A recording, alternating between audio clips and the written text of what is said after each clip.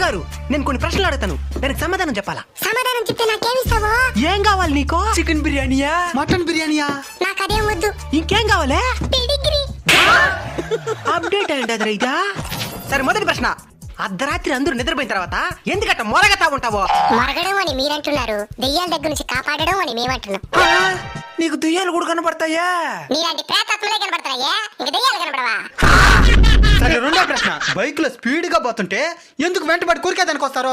అతివేగం అత్యంత ప్రమాదకరం, దాన్ని చెప్పడానికే వెంట పడతాం. ఎట్టయితే ఏమే, మేము ఉంటామనే భయంతోనైనా మీరు నిదానంగా వస్తున్నారు, అదే మాకు సంతోషం. సరే మూడో ప్రశ్న, మీ కుక్కలందరూ సమానమే కదా, మరి ఎందుకు ఎప్పుడు చూసినా గొడవలు వేసుకుంటా ఉంటారో? మీ దగ్గర నేర్చుకునిందే. మా దగ్గర నుంచా? మీ మనుషులందరూ సమానమే కదా, మరి మీరెందుకు కులమతాల పేరుతో కొట్లాడుకుంటూ వస్తా ఉంటారు? సరే చివరి ప్రశ్న, చిలిపి ప్రశ్న, మీరు పాస్ పోసేటప్పుడు ఎందుకు కాలు పైకెత్తి పోస్తారో? పైకి ఎత్తి పోయిపోతే కాలు మీద పడుతుందా?